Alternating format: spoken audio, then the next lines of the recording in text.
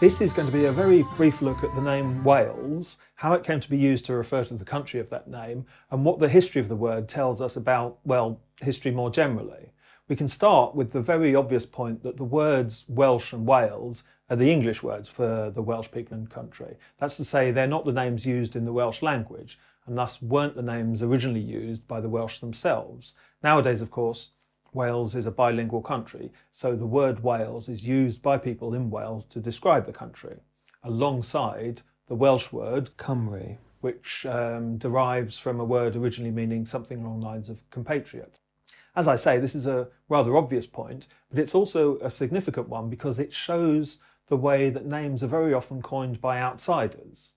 Much the same is true with people's names. Your parents or guardians are likely to have chosen your name, and then you're basically stuck with it. Something similar can happen with country names, although in that case it's not your parents, but rival tribes or enemy nations who choose the name for you.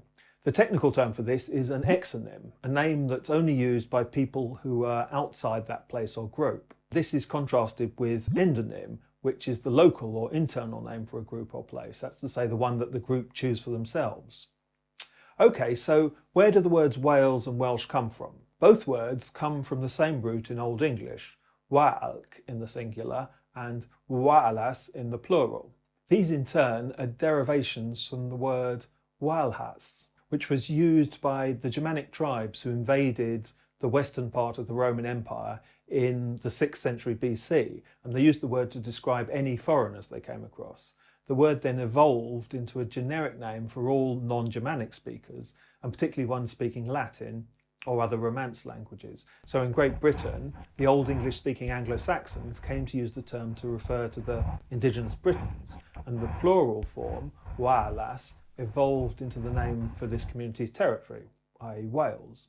So that's a very simple run-through of the history. The Oxford English Dictionary has paragraph after paragraph explaining the etymology of the term, showing quite how complex its history actually is. But the key point here is the way that the Germanic tribes initially used the word to refer to anyone in the Western Roman Empire, and how the Anglo-Saxons then used it to refer to anyone non-English speaking.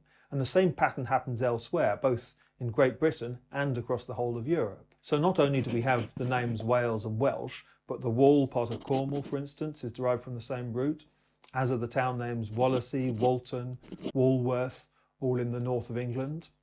On the continent, the word Walloon for the French-speaking Belgians comes from the same root, as does the Valais canton in Switzerland, as well as the old name for the southern part of Romania, Wallachia.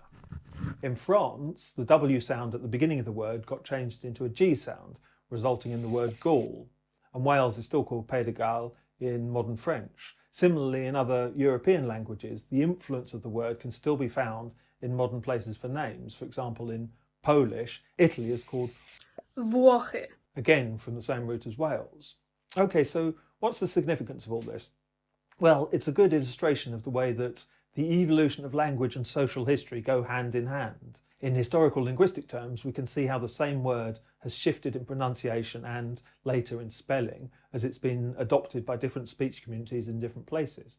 But in broader sociolinguistic terms, we can see how the history of this one word reflects everything from the history of warring tribes to the enduring tendency for communities to distinguish between in-groups and out-groups, between us and the other, as well as the patterns of colonialism and migration that were repeated in different locations across the continent and that have ultimately shaped elements of the national identities that we still pretty much hold to today.